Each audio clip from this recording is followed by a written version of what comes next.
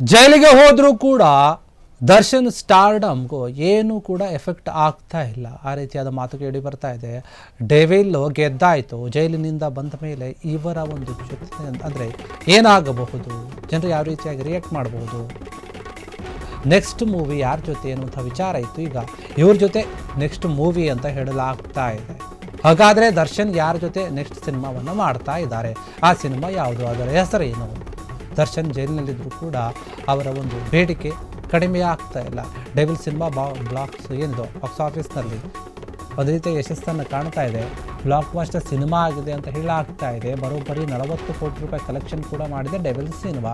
Darshan devil cinema ಮೂಲಕ ಅಬ್ಬರಿಸ್ತಾ ಇದ್ದಾರೆ. ಎಲ್ಲ ಕಡೆ ಬೇಡಿಕೆ ಕೂಡ ಜಾಸ್ತಿ ಆಗ್ತಿದೆ. ದರ್ಶನ್ ಜೈಲಲ್ಲಿದ್ದರೂ ಕೂಡ ಅವರು ಮುಂದಿನ ಸಿನಿಮಾಗಾಗಿ ಕೆಲವರು ಬುಕ್ ಮಾಡ್ಕೊಳ್ತಾ ಇದ್ದಾರೆ. ಅವರಿಗೆ ವರ್ಚಸ್ಸು ಜಾಸ್ತಿ ಇದೆ, ಅಭಿಮಾನಿಗಳು ಜಾಸ್ತಿ ಇದ್ದಾರೆ.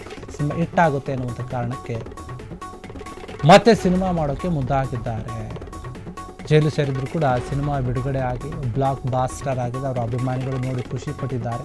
ದಾಸನ ಮುಂದಿನ ಸಿನಿ ಜರ್ನಿ ಬಗ್ಗೆ ಚರ್ಚೆ ಆಗ್ತಾ ಇತ್ತು. ಏನಾಗಬಹುದು ಏನಿಲ್ಲ, ಸಿನಿಮಾ ಮಾಡ್ತಾರಾ ಇಲ್ಲ ಅಂತ. ಆದರೆ ಡೆವಿಲ್ ಆಯಿತು. ಈಗ ವಾಟ್ ನೆಕ್ಸ್ಟ್ ಅಂತ ಇದ್ದಾರೆ ಫ್ಯಾನ್ಸ್ಗಳೆಲ್ಲರೂ ಕೂಡ. ಮುಂದಿನ ಸಿನಿಮಾ ರಕ್ಷಿತಾ ನಿರ್ಮಾಣದಲ್ಲಿ ಎಂಬ ನಿರೀಕ್ಷೆ ಇದೆ. ರಕ್ಷಿತಾ ಪ್ರೇಮಿ ಏನಿದ್ದಾರೆ ಅವರು ನಿರ್ಮಾಣ ಮಾಡ್ತಾರೆ. ರಾಜಕೀಯ ಪ್ರವೇಶದ ಮಾತುಗಳು ಕೂಡ ಚರ್ಚೆಯಲ್ಲಿವೆ. ಯಾಕಂದರೆ ಡೆವಿಲ್ ಸಿನಿಮಾದಲ್ಲಿ ಅವರು ರಾಜಕೀಯಕ್ಕೆ ಬಂದು ಏನೋ ಒಂದು ಸೀನ್ಗಳಿತ್ತಲ್ಲ, ಅದಕ್ಕೆ ಸಂಬಂಧಪಟ್ಟ ಹಾಗೆ ಕೆಲವರು ಊಹಾಪೋಹದ ಮಾತುಗಳನ್ನು ಆಡ್ತಾಯಿದ್ರು. ಸಿನಿಮಾದಲ್ಲಿ ರಾಜಕೀಯಕ್ಕೆ ಬಂದುಬಿಟ್ರೆ ನಿಜ ಜೀವನದಲ್ಲಿ ಬರ್ತಾರಂತೆ ಏನಿಲ್ಲ. ಸದ್ಯಕ್ಕೆ ಅವ್ರ ಪರಿಸ್ಥಿತಿ ಬೇರೆಯೇ ಇದೆ. ಅವ್ರು ಯಾವುದನ್ನು ಕೂಡ ಮಾತನಾಡುವಂತಹ ಸ್ಥಿತಿಯಲ್ಲಿಲ್ಲ. ಹೀಗಿರುವಾಗ ಕೆಲವೊಂದು ಫ್ಯಾನ್ಸ್ಗಳು ಮಾತ್ರ ಹಾಗೆ ಹಿಂಗೆ ಅದು ಅಂತ ಕೆಲವೊಂದು ಸುದ್ದಿಗಳನ್ನು ಹಬ್ಬಿಸ್ತಾ ಇರ್ತಾರೆ. ವಾಸ್ತವ ಏನಿದೆ ಅದನ್ನು ಮಾತನಾಡಬೇಕಾಗುತ್ತೆ. ಅವರು ಜೈಲಲ್ಲಿದ್ದಾರೆ, ನೋವಲ್ ಅನುಭವಿಸ್ತಾ ಇದ್ದಾರೆ.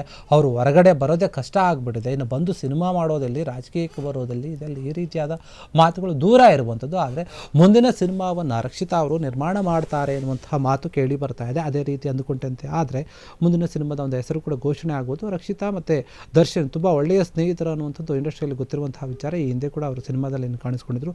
ಆಗಿನಿಂದ ಅವರ ಬಾಂಡಿಂಗ್ ಚೆನ್ನಾಗಿದೆ. ಹೀಗಾಗಿ ಮುಂದೆ ಅವರೇನಾದರೂ ಜೈಲಿಂದ ಬಿಡುಗಡೆಯಾಗಿ ಬಂದರೆ, ಜಾಮೀನು ಸಿಕ್ಕರೆ ಅವರ ಸಿನಿಮಾವನ್ನು ರಕ್ಷಿತಾ ಅವರೇ ನಿರ್ಮಾಣ ಮಾಡ್ತಾರೆ. ಡೈರೆಕ್ಷನ್ ಯಾರು ಮಾಡ್ತಾರೆ, ಪ್ರೇಮ ಅವರು ಮಾಡ್ತಾರೆ, ಮತ್ತೊಬ್ಬರು ಮಾಡ್ತಾರೆ, ಕತೆ ಏನು, ಸಿನಿಮಾದ ಹೆಸರೇನು, ಇದೆಲ್ಲವೂ ಕೂಡ ಚರ್ಚೆ ಆಗ್ತಾ ಇದೆ. ಹೀಗಾಗಿ ಜೈಲಲ್ಲಿದ್ದರೂ ಕೂಡ ದರ್ಶನ್ ಅವರ ಒಂದು ಕ್ರೇಜ್ ಕಡಿಮೆ ಆಗ್ತಾ ಇಲ್ಲ, ಸ್ಟಾರ್ಡಮ್ ಕಡಿಮೆ ಆಗ್ತಾ ಇಲ್ಲ ಎನ್ನುವಂಥ ಮಾತು ಕೇಳಿ ಬರ್ತಾ ಇದೆ. ಡೆವಿಲ್ ಸಿನಿಮಾ ಈಗ ಚಿತ್ರಮಂದಿರದಲ್ಲಿ ಯಶಸ್ವಿಯಾಗಿ ಮುನ್ನುಗ್ಗಿ ಹೋಗ್ತಾ ಇದೆ. ಬೇರೆ ಬೇರೆ ಸಿನಿಮಾ ಬಂದರೂ ಕೂಡ ಅದಕ್ಕೆ ಸಾಕಷ್ಟು ಬೇಡಿಕೆ ಇದೆ. ಫ್ಯಾನ್ಸ್ಗಳು ಹೋಗಿ ನೋಡ್ತಾ ಇದ್ದಾರೆ.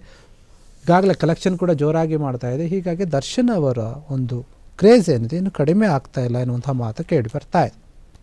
ಕ್ಷಣ ಕ್ಷಣದ ಸುದ್ದಿಗಳಿಗಾಗಿ ಫ್ರೀಡಂ ಟಿವಿ ಸಬ್ಸ್ಕ್ರೈಬ್ ಮಾಡಿ, ಲೈಕ್ ಮಾಡಿ ಹಾಗೂ ಫಾಲೋ ಮಾಡಿ. ಹೊಸ ಸುದ್ದಿಗಳ ನೋಟಿಫಿಕೇಶನ್ಗಾಗಿ ಬೆಲ್ ಐಕಾನ್ ಮೇಲೆ ಕ್ಲಿಕ್ ಮಾಡಿ.